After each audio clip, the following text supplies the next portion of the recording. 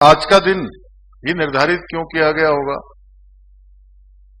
थोड़ा आप सबके दिमाग में आ रहा है क्या? किसी के नहीं आ रहा है तो मैं बता देता हूं कि जिससे कि आप आज अर्थात ये 29/6/2024 आज है और कल है 30/6/2024 को अपनी जो तैनाती है वो तैनाती स्थल पर अपना योगदान कर सकें, जिससे कि आपको आगे की सेवाओं में सेवा लाभ की दृष्टि से भी 1 वर्ष चयन वर्ष का लाभ भी प्राप्त हो सकेगा।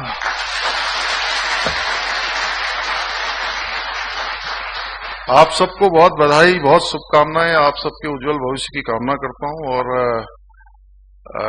सच बताऊं तो मेरे ख्याल से अभी आनंद वर्धन जी जब बोल रहे थे कि जब उनको आईएएस में सेवा मिली होगी पहली, ऐसे नियुक्ति पत्र वितरण का कार्यक्रम उनका तब भी नहीं हुआ होगा। और ये दिन आप लोगों के लिए वास्तव में बहुत बड़ा दिन है। आपकी मेहनत से, आपके लगन से और आपकी ईमानदारी से और साथ में आपके माता पिता और आपके गुरुजनों के आशीर्वाद से आपको ये नियुक्ति पत्र मिली है। मुझे पूरा विश्वास है कि सेवा के प्रति आप सबका समर्पण अपने लक्ष्यों को पूरा करने के लिए आप सबको सक्षम बनाएगा, आप सबको सामर्थ्यवान बनाएगा। आप सबके अंदर जो एक लोगों के काम करने के लिए एक प्रेरणा है, वो प्रेरणा भी ईश्वर अवश्य देगा। और आप ये मानिए कि इसमें लाखों अभ्यर्थियों ने इसमें भाग लिया होगा और ये सौभाग्य आप सबको ही मिला है। यहाँ पर कुछ सैकड़ों लोग हैं, उन सैकड़ों लोगों को उसमें से चुना गया है। इसलिए आप सब बहुत विशिष्ट हैं, स्पेशल है ना आप लोग कि इतने लाखों लोगों में से इन सैकड़ों लोगों को इसका लाभ मिला है। इसलिए आप सभी को पूरी निष्ठा के साथ, पूरे समर्पण के साथ अपनी जिम्मेदारियों का जो निर्वहन करना है वह भी आपकी एक अलग से जिम्मेदारी है। और इस जिम्मेदारी का बोध अवश्य आपको होता रहेगा जब भी आप अपने कार्यस्थल पर काम करना शुरू करेंगे। और नहीं होगा तो ये जो नियुक्ति पत्र वितरण का दिवस है, इस दिवस को अपने स्मरण में लाएंगे तो जो यहां से मेरे से पहले अभी शुरू में आनंद वर्धन जी ने, फिर आदरणीय प्रेमचंद अग्रवाल जी ने, फिर आदरणीय महाराज जी ने बहुत सारी बातें बोली हैं। और सच में ये कोई किताबी बातें नहीं है, ये बातें अनुभव के आधार पर भी हैं। और जो भी मैं थोड़ा बहुत बोल रहा हूं, जो मेरा भी एक सूक्ष्म ज्ञान है, मुझे लगता है कि आप सबके पास आना चाहिए। और कई बार हम लोग अपने जीवन में जब आगे बढ़ते हैं या अपने पहले के जीवन का स्मरण करते हैं तो उसमें कहीं न कहीं डायरी में कुछ चीजों को हमें अंकित करना चाहिए।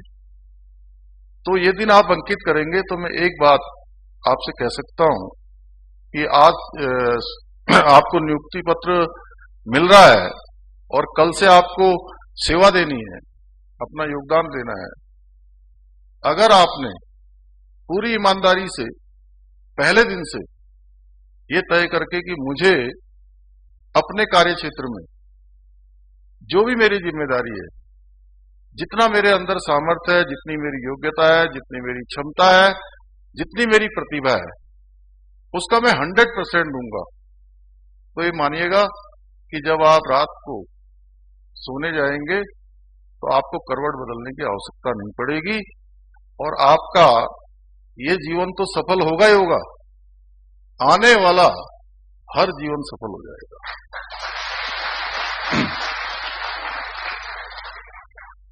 आपके कामों से न केवल हमारी जो ये वर्तमान पीढ़ी है वो आने वाली पीढ़ियां भी इसका लाभ लेंगी, इससे लाभान्वित होंगी।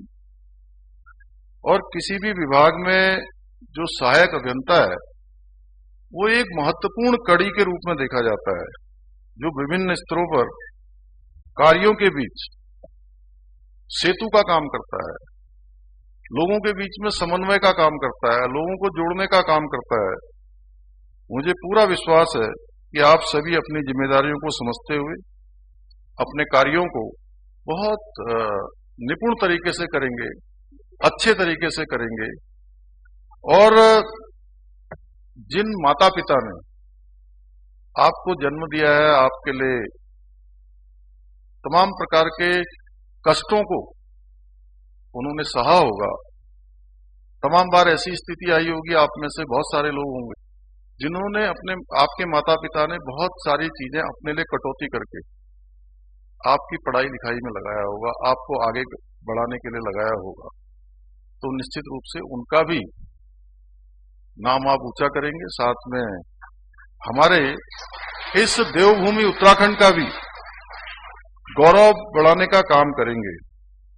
साथियों, ये नियुक्ति पत्र आपको 2 महीने पहले मिल जाते, लेकिन आप सबको पता है कि लोकसभा चुनाव की आचार संहिता के कारण ये नियुक्ति पत्र नहीं निर्गत हो पाए और 2 महीने की चुनावी भागदौड़ के बाद ये पहला अवसर है जब मैंने अपने कार्यक्रम की शुरुआत आज आप सबके नियुक्ति वितरण कार्यक्रम से की है, क्योंकि हमारे लिए युवा और नौजवान हमेशा से प्राथमिकता में रहे हैं।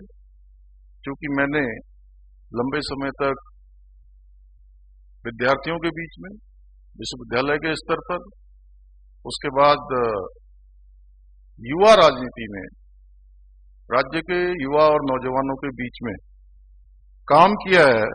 इसलिए युवा हमेशा से हमारी प्राथमिकता में रहे हैं। इसलिए आज का यह अवसर भी आप सबके लिए, आप सबके साथ साथ मेरे लिए भी आज ये विशेष है कि मैं इस बहुत ही शानदार कार्यक्रम में आप सबके साथ सहभागी बन रहा हूं। भाइयों बहनों, देवभूमि उत्तराखंड में प्रतिभाओं की जो प्रतिभाएं हैं उनकी कभी कमी नहीं रही है। हर क्षेत्र में एक से एक प्रतिभावान लोग रहे हैं, जिन्होंने देश दुनिया में देवभूमि उत्तराखंड के नाम को बढ़ाया, मान सम्मान को बढ़ाया।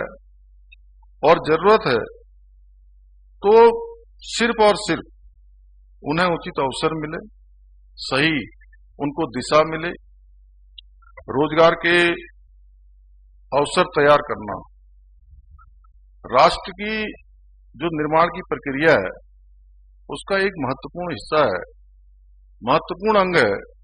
और ये विकसित भारत का जो लक्ष्य माननीय प्रधानमंत्री जी ने हमारे देशवासियों के सामने रखा है कि 2047 तक भारत दुनिया का विकसित भारत बनेगा, उस लक्ष्य को हासिल करने की दिशा में भी रोजगार का निर्माण, रोजगार का सृजन एक महत्वपूर्ण कदम है।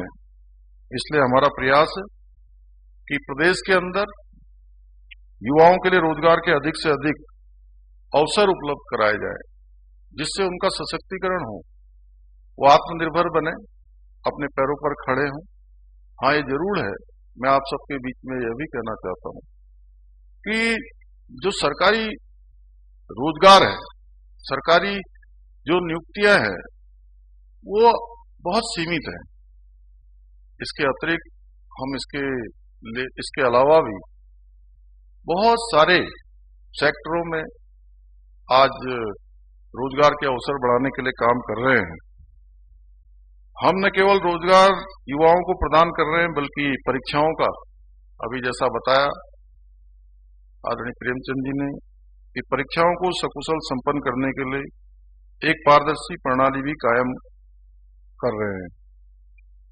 हम न केवल प्रक्रियाओं को सुव्यवस्थित करने का प्रयास कर रहे हैं, बल्कि रोजगार की अधिसूचना से लेकर रोजगार पत्र मिलने तक के जो एक लंबा अंतराल उसमें लग जाता है, उस अंतराल को कम करने का प्रयास भी कर रहे हैं। भाइयों बहनों, अभी मैंने जब से राज्य के मुख्य सेवक के रूप में ये जिम्मेदारी ग्रहण की, तब से मैं इसी प्रयास में लगा हूं कि प्रदेश के युवाओं को रोजगार के अधिक से अधिक अवसर उपलब्ध कराए जा सके। और मैंने पहले दिन से संकल्प लिया था कि अपने सभी सहयोगियों के साथ कि प्रदेश के युवाओं को हर हाल में रोजगार से अधिक अवसर प्रदान किए जाए। और मुझे खुशी है कि जो संकल्प 4 जुलाई 2021 को विकल्प रहित संकल्प के रूप में लिया था, वो धीरे धीरे आगे बढ़ रहा है और उसको हम पूरा कर पा रहे हैं।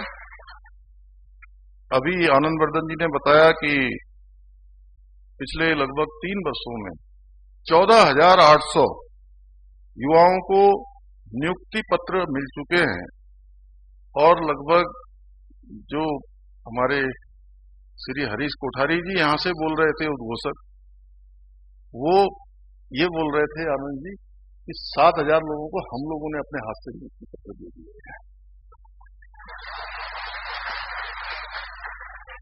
और जिनको भी नियुक्तियां मिली हैं वो अपने अपने विभागों में पूरे समर्पण के साथ, पूरी निष्ठा के साथ, पूरे अपने सामर्थ्य के साथ काम कर रहे हैं।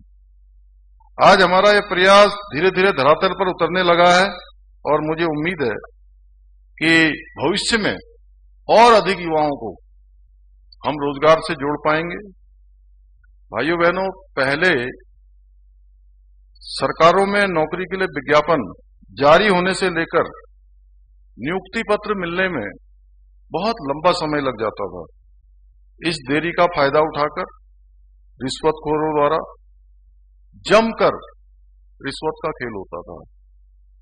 तमाम लोगों को तमाम प्रकार से शोषण का शिकार होना पड़ता था, लेकिन हमारी सरकार ने भर्ती प्रक्रिया को अब पूरी तरह से पारदर्शी बना दिया है और भर्ती प्रक्रिया एक तय समय सीमा के भीतर पूरी की जा रही है।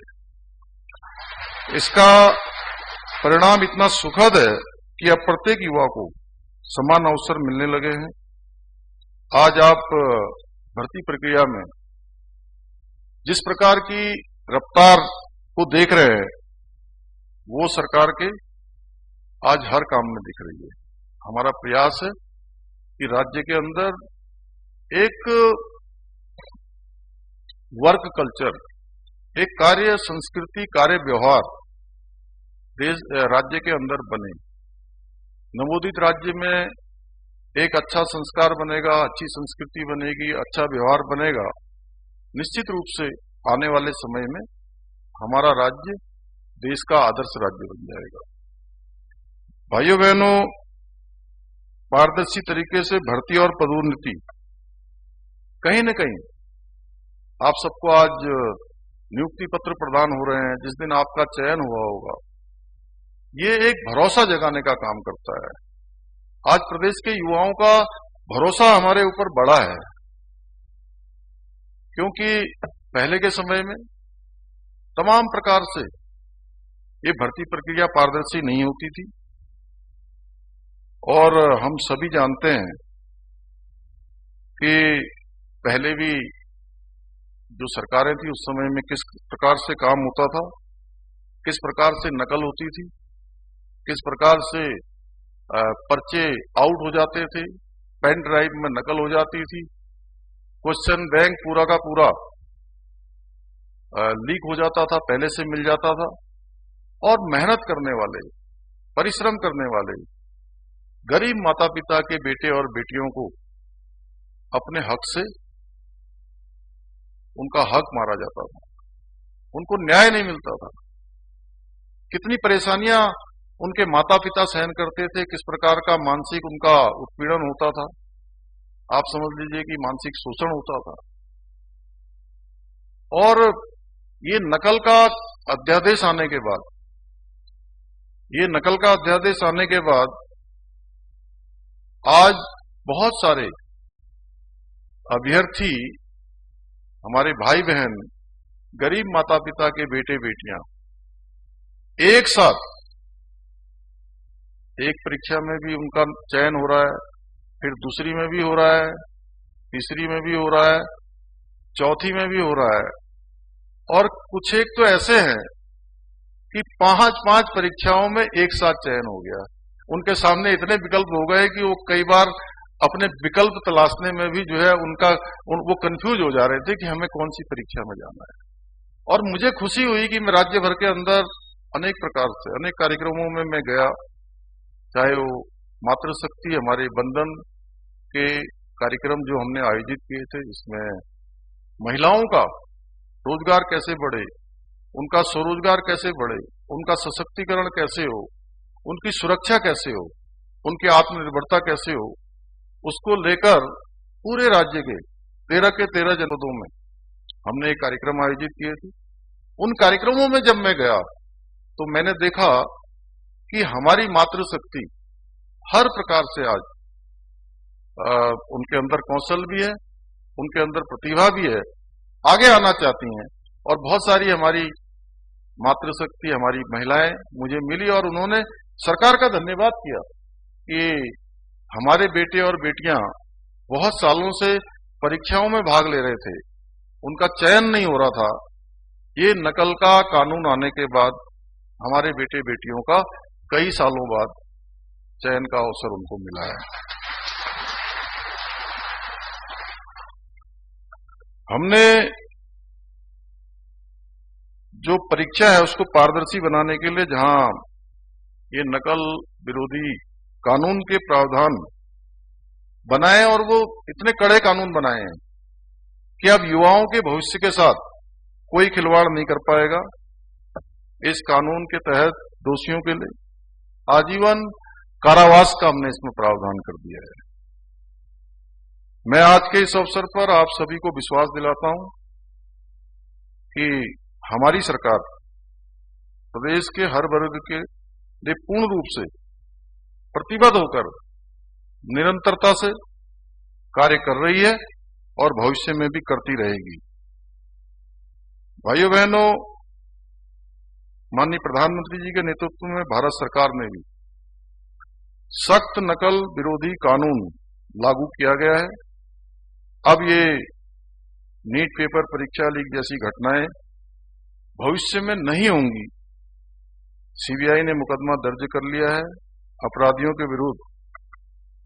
जिस प्रकार से माननीय प्रधानमंत्री जी का नौजवानों के लिए, उनको आगे बढ़ाने के लिए जो उनका संकल्प है कि आगे आकर नौजवान हर क्षेत्र में देश का प्रतिनिधित्व करें, नेतृत्व करें, तो इनके ऊपर कठोर कार्रवाई भी होगी। भाइयों बहनों, मुझे पूरा विश्वास है कि आप सभी पूरी निष्ठा के साथ जो आपको कार्य क्षेत्र मिलेगा उन क्षेत्रों में अपनी सेवाएं देंगे, अपनी जिम्मेदारियों का निर्वहन करेंगे और राज्य को देश का श्रेष्ठ राज्य बनाने के लिए काम करेंगे। हमारे प्रधानमंत्री आदरणीय नरेंद्र मोदी जी ने सबसे पहले भगवान केदारनाथ जी के प्रांगण से, उनके मुंह से ये शब्द निकले थे कि 21वीं सदी का तीसरा दशक उत्तराखंड का दशक होगा। तो मुझे पूरा विश्वास है कि 21वीं सदी का तीसरा दशक उत्तराखंड का दशक बनाने के लिए आप सब पूरे समर्पण के साथ, मेहनत के साथ काम करेंगे। मैं एक बार फिर से आप सभी को बहुत शुभकामनाएं देते हुए और भगवान बद्री विशाल जी से, बाबा केदार से आपके उज्जवल भविष्य की कामना करते हुए मैं अपनी वाणी को विराम करता हूं। धन्यवाद।